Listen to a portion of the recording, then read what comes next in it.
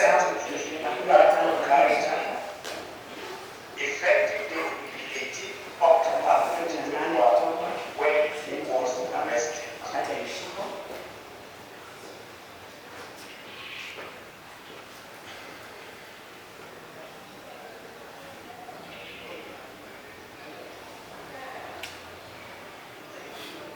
The first 7 event accused were others.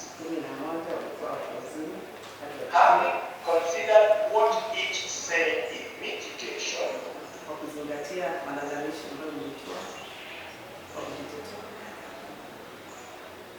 the gravity of the offense and the presented reports in respect of each, I make the following orders.